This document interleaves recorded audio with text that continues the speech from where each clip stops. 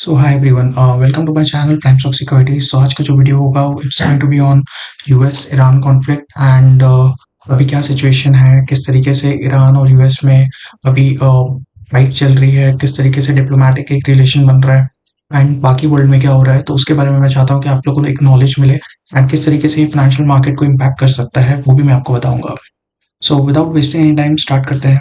सो सबसे पहले आप देख सकते हैं कि मेरे स्क्रीन पे दैट कि आपको एक टाइटल मिल रहा है यूएस ईरान कॉन्फ्लिक्ट का। And just hold a second. Okay, so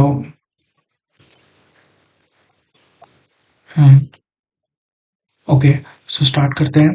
and सबसे पहले मैं चाहता हूँ कि आपको एक इंट्रोडक्शन दे दूं कि इस प्रेजेंटेशन में मैं बेसिकली एक यूनाइटेड स्टेट्स और ईरान के बारे में आपको डिटेलिंग दूंगा एंड इसमें किस तरीके से political military economic and diplomatic dimension बन रही है। इकोनॉमिक इंपॉर्टेंस क्यों है? देखिए, यूएस ईरान कॉन्फ्लिक्ट से ना क्या हो रहा है कि पूरे मिडिल ईस्ट में एक प्रॉब्लम क्रिएट हो रहा है।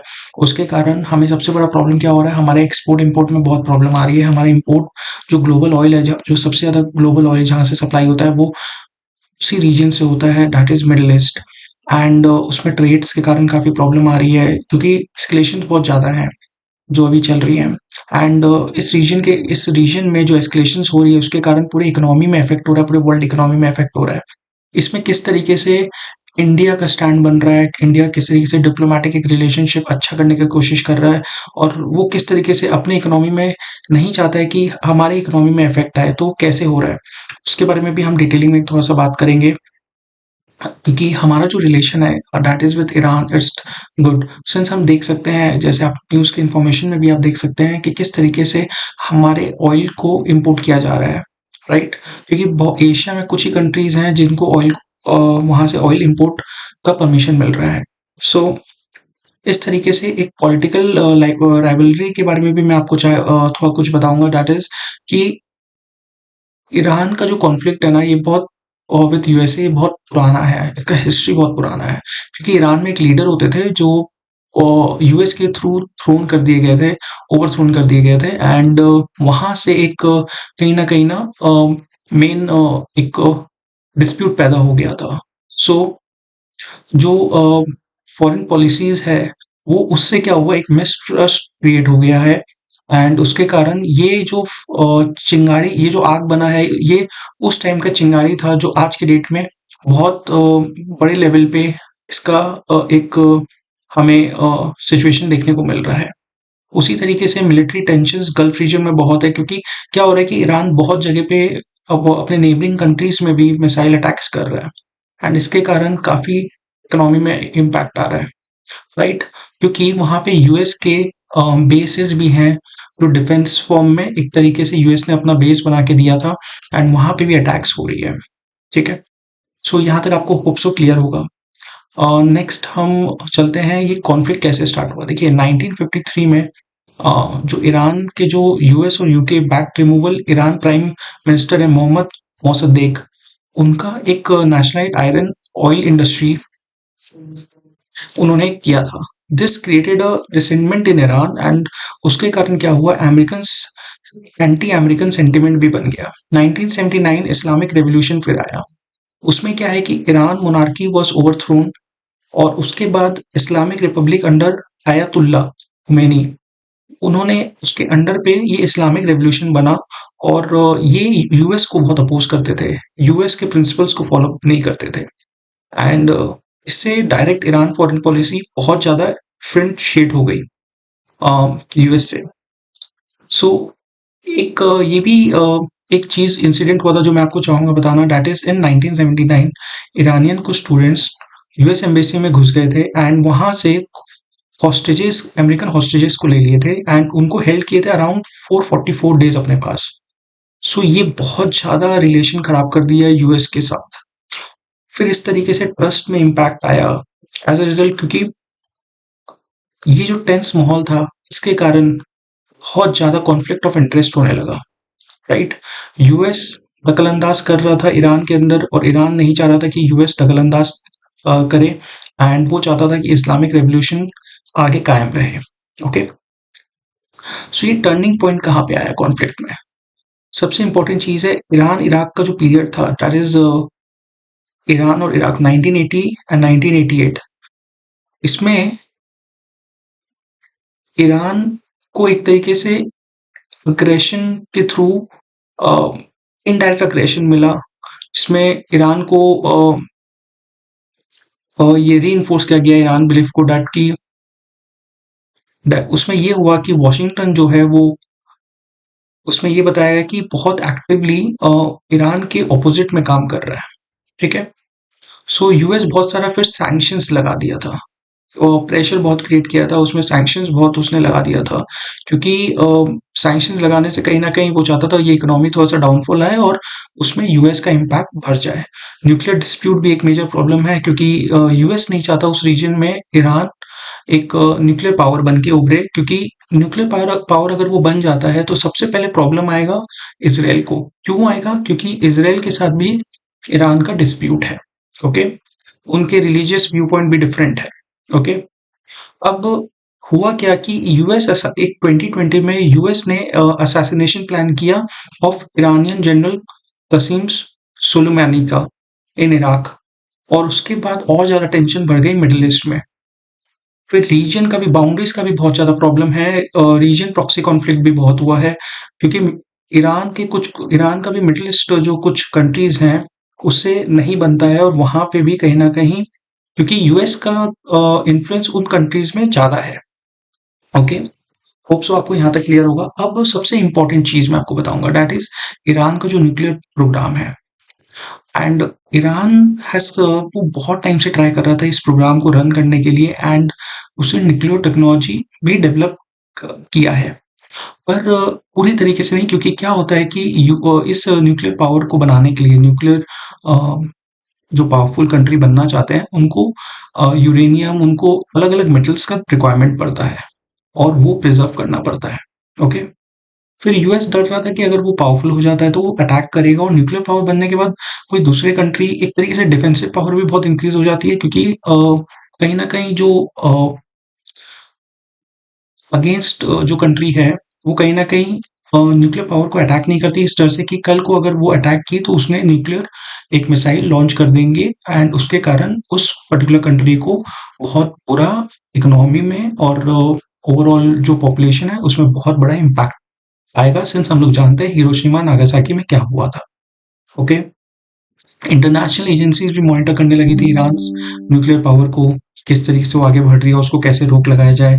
फिर सैंक्शंस के कानून से काफी रोकने का कोशिश किया गया, और ये नेगोशिएशन अग्रीमेंट के कारण बहुत सारी बातें हुई, बट लास्ट में ये चीज हम देख रहे हैं कि एक वॉर का सिचुएशन बिल्डअप हो गया। ओके।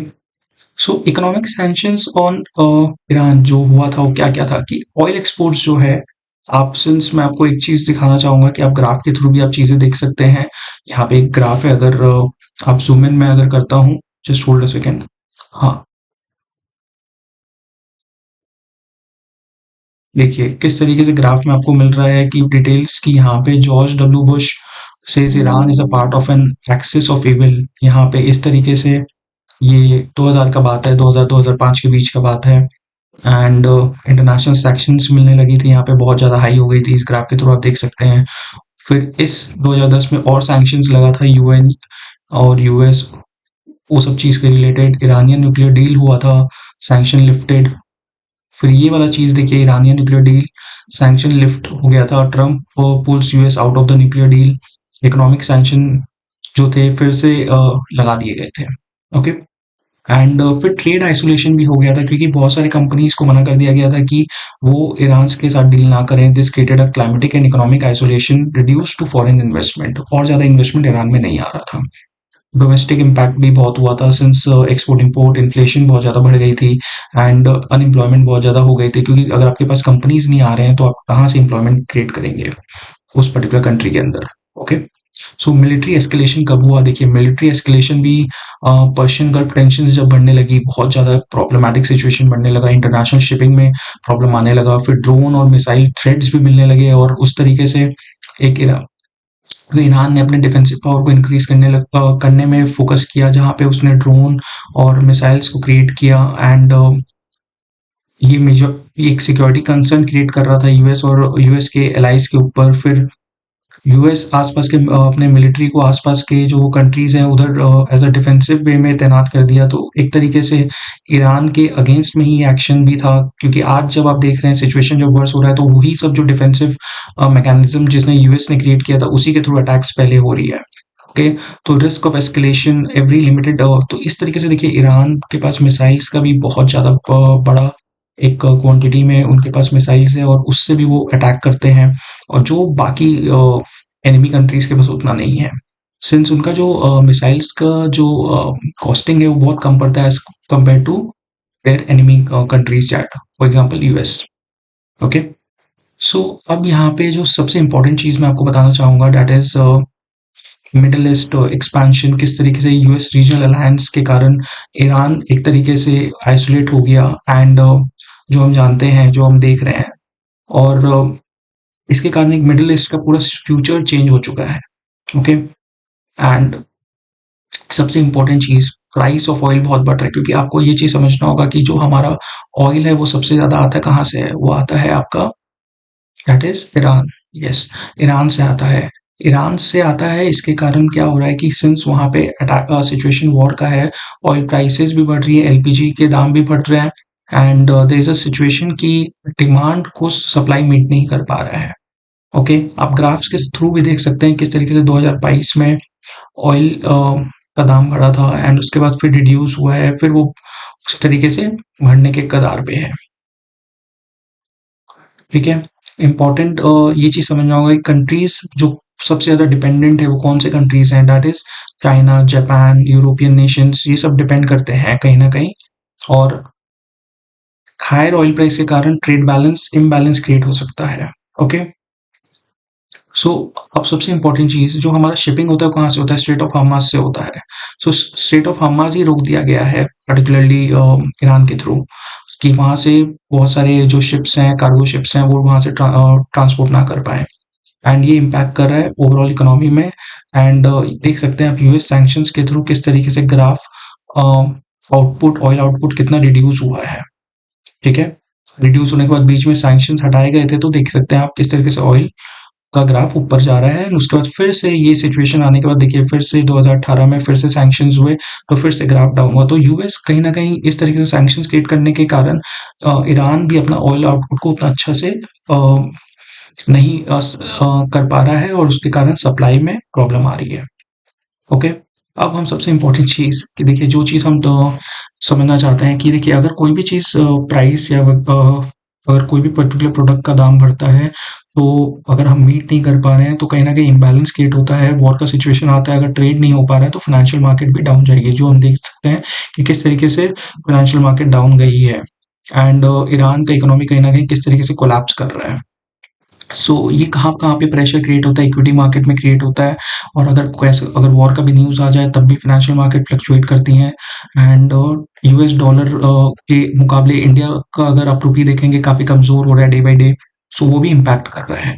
ओके, इकोनॉमी में तो सिंस ये इम्पैक्ट आ रही है, सिंस इकोनॉमी स्लो डाउन हो रहा है, एंड सबसे इंपॉर्टेंट चीज आपको ये भी देखना होगा कि जो ईरान के की पार्टनर्स हैं इन ये ट्रेड्स पे, वो हैं चाइना है, इंडिया है, टर्की है।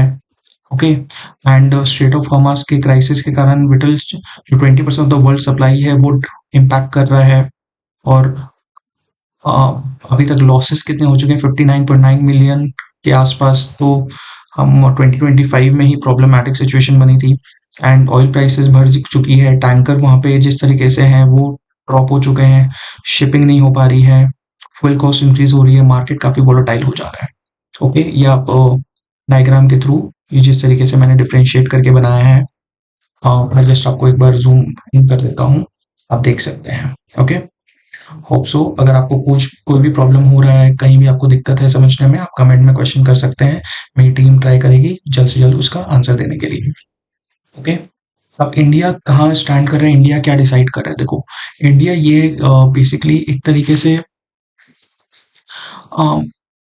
मैं सबसे पहले आपको ये चीज क्लियर कर देता हूँ कि अगर स्टेट ऑफ हॉर्मज में प्रॉब्लम आ रही है ट्रांसपोर्ट में, तो कहाँ कहाँ दिक्कत हो रहा है। 20% जैसे मैंने आपको बताया ऑफ ग्लोबल ऑयल क्राइसिस है, India gets 40% of its oil from Middle east.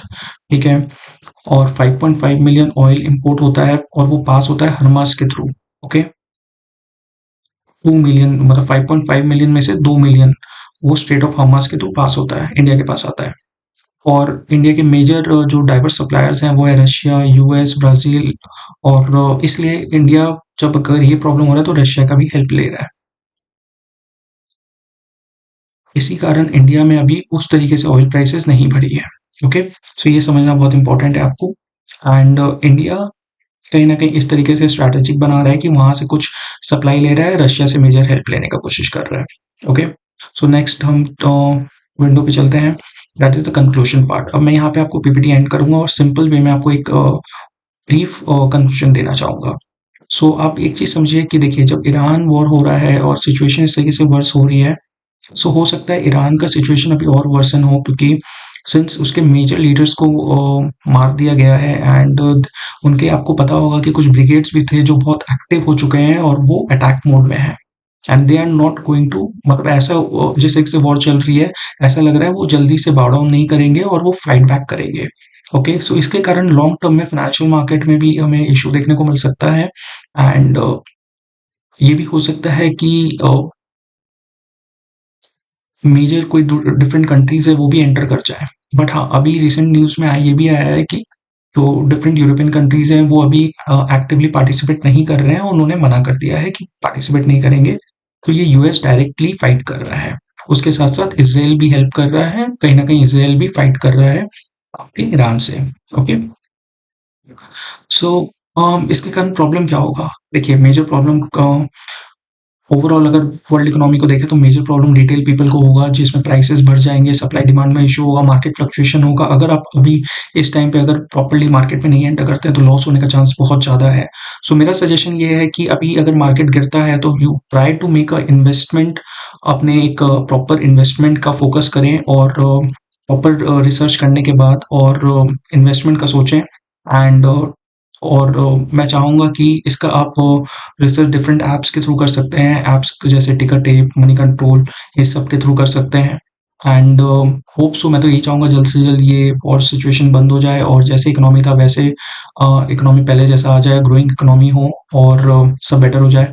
और देखते हैं आगे क्या होता है। अगर आपको ये वीडियो अच्छा लगा तो मैं चाहूँगा प्लीज़ काइंडली आप इसे सब्सक्राइब करें, मेरे चैनल को लाइक शेयर सब्सक्राइब जरूर करें। एंड ज़्यादा से ज़्यादा शेयर करें, जिससे कि मुझे अच्छा लगेगा, मुझे लगेगा कि हाँ, आपको वीडियो पसंद आ रहा है। एंड मैं ट्राई करूँगा और बेटर वीडियोस लाने के लिए। Till then, all the best, मिलते हैं नेक्स्ट वीडियो में।